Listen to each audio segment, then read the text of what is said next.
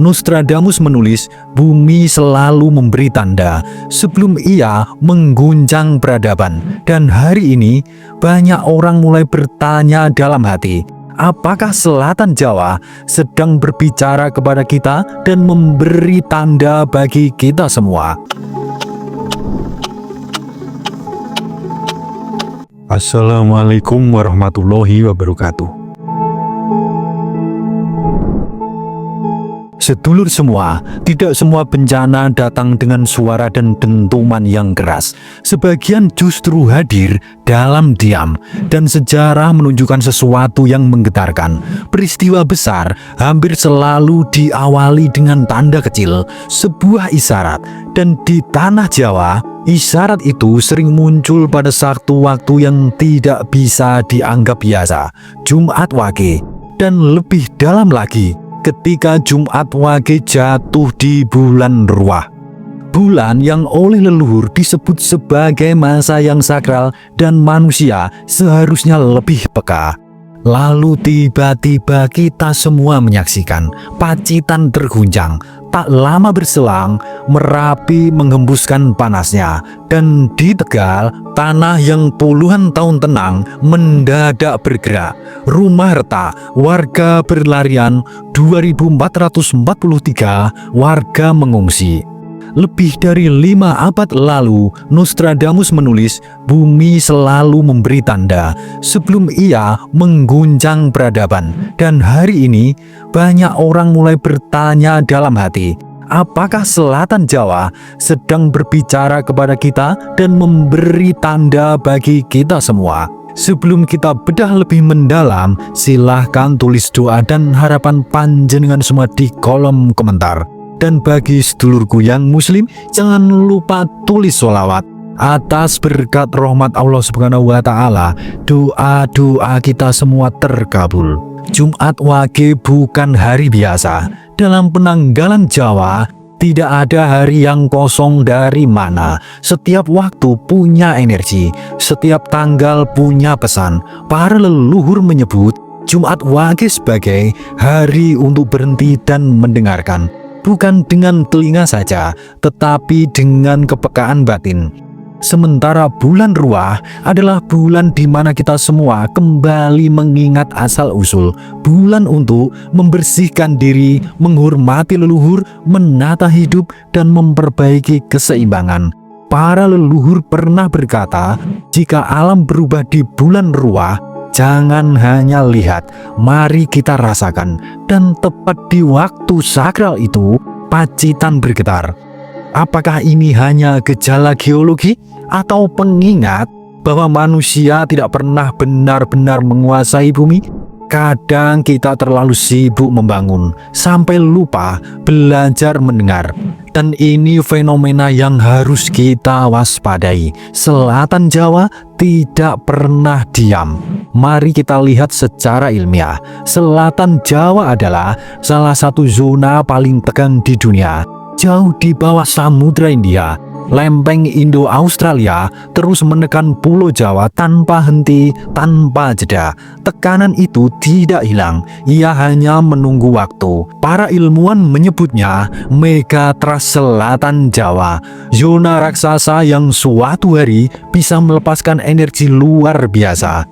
Namun yang justru membuat para peneliti waspada bukan hanya gempa besar, melainkan getaran kecil yang mulai sering terasa. Karena sejarah bumi menunjukkan pola jelas. Yang besar selalu diawali dari yang kecil. Nostradamus menulis, getaran pertama tidak ditakuti manusia, padahal itu adalah gerbang perubahan. Pertanyaannya sekarang, apakah gerbang itu mulai terbuka? Satu hal pasti, selatan Jawa tidak sedang diam, ia sedang bergerak. Merapi juga ikut bergejolak. Jika gempa adalah suara bumi, maka gunung berapi adalah napasnya.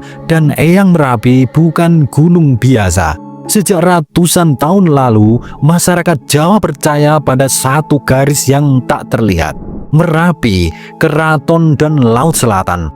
sebuah poros keseimbangan. Jika satu bergejolak, yang lain bisa ikut beresonansi. Belakangan ini, Merapi kembali menunjukkan aktivitas, guguran lava, awan yang panas, dan tekanan magma yang meningkat. Belum tentu letusan besar, namun cukup untuk membuat kita berpikir, apakah alam sedang menata ulang keseimbangan? Nostradamus pernah menulis, api akan bangkit dengan kehidupan manusia, bukan untuk mengakhiri zaman, tetapi untuk membangunkan mereka.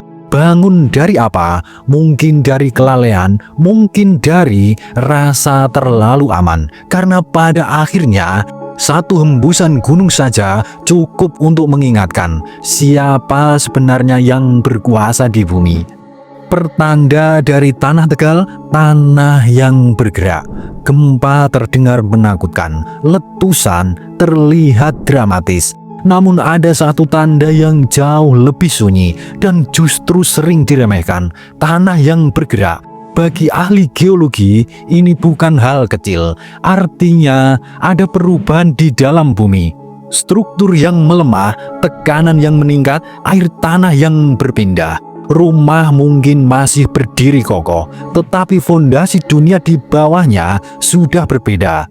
Nostradamus pernah menuliskan, tanah yang nampak diam akan mengkhianati pijakan manusia. Tegal bukan zona gempa besar. Justru itu yang membuatnya menggetarkan. Karena alam sering memberi kejutan di tempat yang tidak kita duga. Lalu pertanyaannya, apakah semua ini terhubung? Sekarang tarik satu garis. Jumat Wage, bulan Ruah, gempa Pacitan, Merapi yang aktif, dan tanah bergerak di Tegal. Secara ilmiah, semuanya bisa dijelaskan. Namun dalam sistem bumi, hampir tidak ada yang berdiri sendiri. Bumi adalah organisme raksasa. Ketika satu bagian tertekan, energi bisa menjalar kemana-mana. Seperti tubuh manusia, satu saraf terluka, seluruh badan merasakan. Nostradamus berkata, tanda datang berurutan dan hanya yang peka yang menyadarinya. Jadi pertanyaannya bukan lagi apakah tandanya ada, tetapi apakah kita cukup peka untuk membacanya. Indonesia dalam ramalan Nostradamus, kita harus jujur pada satu kenyataan. Indonesia bukan negeri yang tenang secara geologi. Kita berada di atas cincin api Pasifik. Pertemuan tiga lempeng dunia dan ratusan gunung berapi. Namun ini bukan kutukan, ini adalah identitas kita. Tanah subur kita lahir dari letusan, gunung memberi kehidupan, laut kita kaya karena dinamika bumi. Tetapi ada harga yang harus dibayar. Kita hidup berdampingan dengan risiko. Nostradamus pernah menggambarkan tanah api di antara dua samudra dipenuhi pulau-pulau. Sulit rasanya untuk tidak melihat bayangan Nusantara di sana. Dan itu adalah pertanda yang sudah disebutkan oleh Nostradamus.